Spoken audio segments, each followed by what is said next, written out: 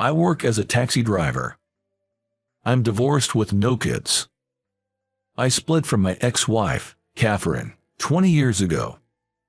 I graduated from college and landed a corporate job. Every day I was busy expanding the customer base as a salesman. One day, during a company party, I hit it off with a woman named Catherine, who was seated next to me. I confessed my feelings. We dated for about a year and then got married. We didn't have kids, but we were a happy couple.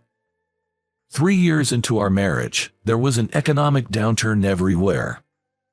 Every day, news about companies laying off their employees was all over the media. I always felt my company was immune to it, like it was someone else's problem. Then, out of the blue, my boss called me into his office and suggested I take an early retirement. You're aware our company's performance isn't great, so we've decided to reduce staff. There's a bonus for those who opt for early retirement. You're still young. You should be able to find another job. Think it over. That's all I have to say. With that, my boss left the room. I was in disbelief and couldn't come to terms with it. Why me? I was in shock and couldn't think straight. It was a layoff disguised as early retirement. Our company is small scale, and the severance package was almost negligible. When I told my wife, Catherine, she seemed shocked and worried. Wait, what? It had been our agreement that Catherine would be a stay-at-home wife after we got married. But now, the one who had asked her to stay at home had to ask her to work. It was an unexpected turn of events, and I grew more frustrated by the day. From then on, Catherine and I started arguing about money and jobs. Our once peaceful marriage became rocky. Eventually, Catherine left a divorce note and moved out. It felt like the layoff had ruined my life. Afterwards, I was so devastated that I spent my days in a state of despair in our now empty house. But I couldn't continue living that way forever. Despite my efforts to find a new job, nothing was working out. I kept getting rejected even at the initial application stage. During one job fair, a senior employee from my current company approached me. Somehow, I ended up as a taxi driver, which was fine, but maybe because I started just for a living, I wasn't putting my heart into it at first. I faced many complaints during my early days due to my attitude, but an encounter with a young girl changed my perspective. Thanks to that experience, I can now take pride in doing my job with dedication. Phew, how many rejections have I had so far? While in the cab, I let out a long sigh.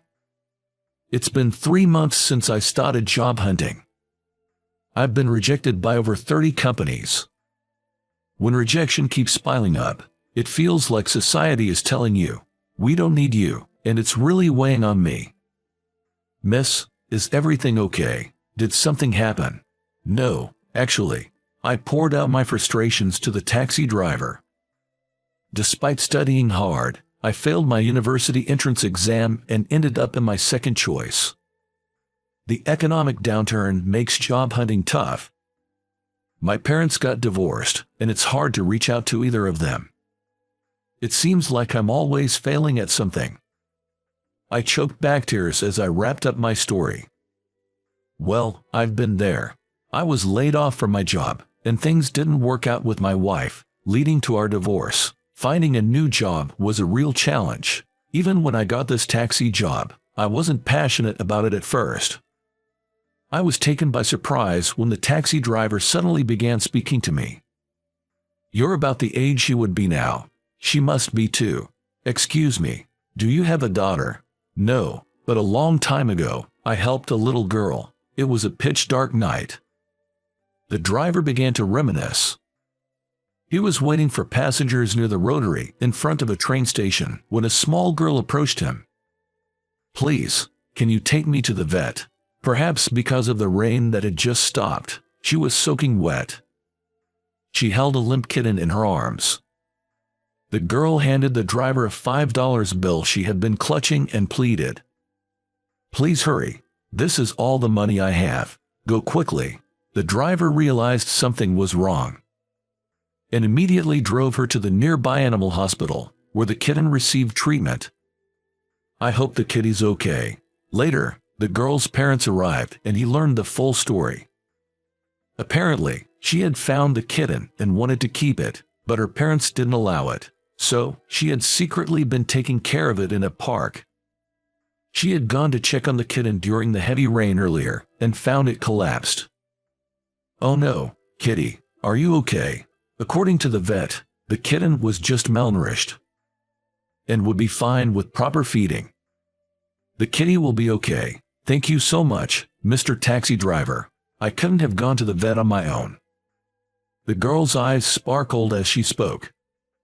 By the way, I'm sorry. My dad told me $5 isn't enough for a cab ride. I shouldn't have troubled you. It's okay. The important thing is the kitten's safe. You're going to keep it at home, right? I can't. I live in an apartment. They don't allow cats. I need to find it a home. Oh, so the kitty doesn't have a place to stay either. It was then that the driver had an idea.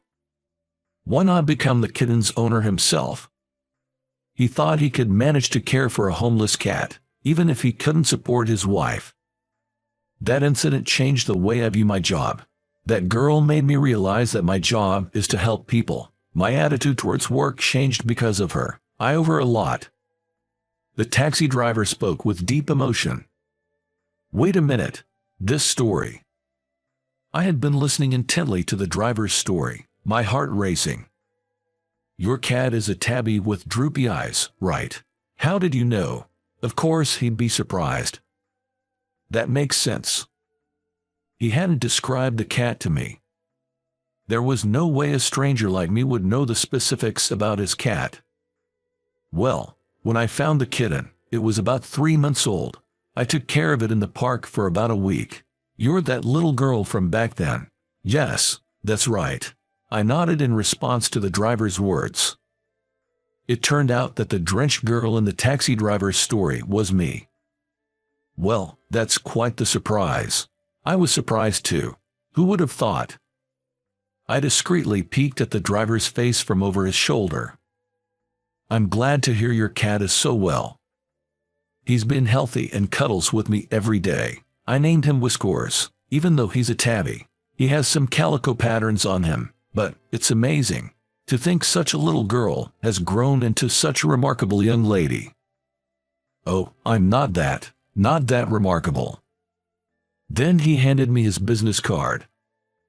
Here's my phone number and my email and Facebook ID. I don't think you'd have anything to chat with an old guy like me about, but if you're ever feeling down, give me a shout.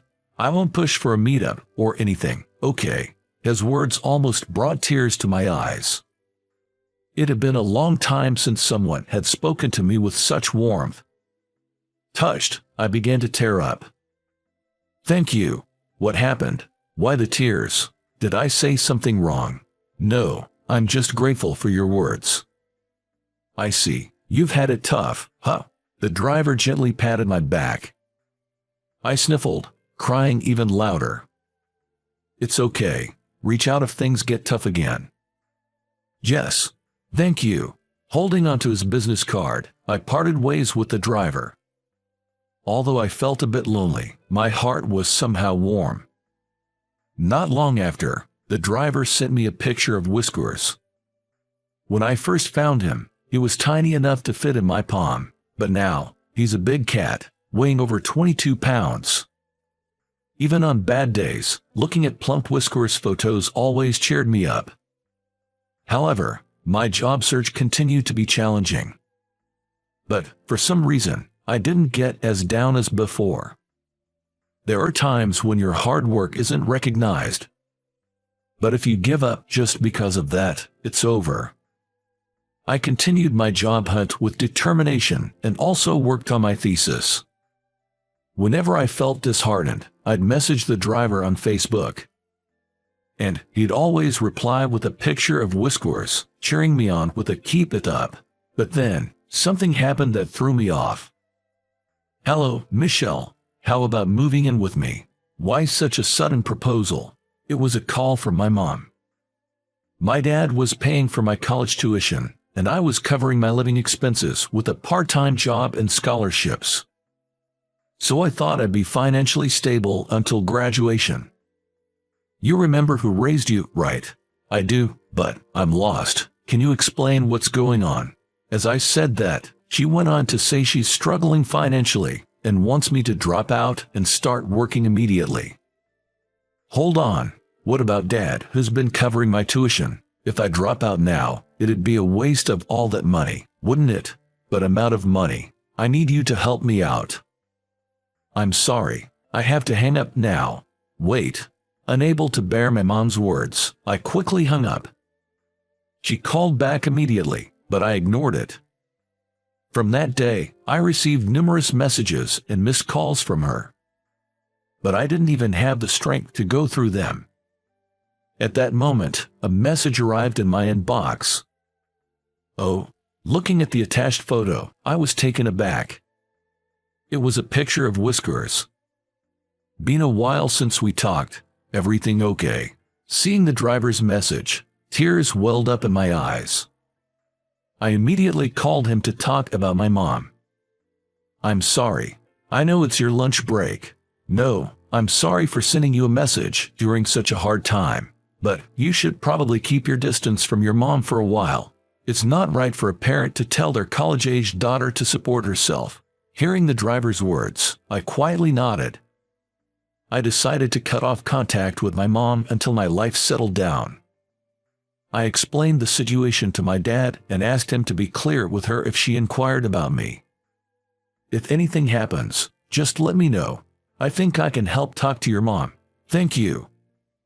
From that day, I stopped communicating with my mom. After distancing myself from her, I could finally focus on my own life. My younger brother told me she kept calling him persistently, but he firmly declined her calls. After that, she stopped reaching out. I then met up with the driver and finally got to see the real Whiskers. Whiskers, upon hearing my call, it meowed and came closer to me. He's so adorable. Thinking of those times always brings a smile to my face. During those challenging job hunting days, a dream sprouted within me. I shared it with the driver. I've found what I want to do. Oh, that's great. What is it? I began juggling a part-time job and attending a driving school to achieve a certain qualification. Finally, after a few years, I realized my dream. Welcome, you might be the first female taxi driver in our company. I successfully passed the driving test and geography exam and got a job at the same taxi company where the driver worked. I'm looking forward to working with you. I got you. I shook Ken's hand. He gently patted my head. I have another dream. Once I get used to the job, I plan to confess my feelings to the driver. I hope, someday, the three of us, including Whiskers, can live together. With that thought, I smiled to myself.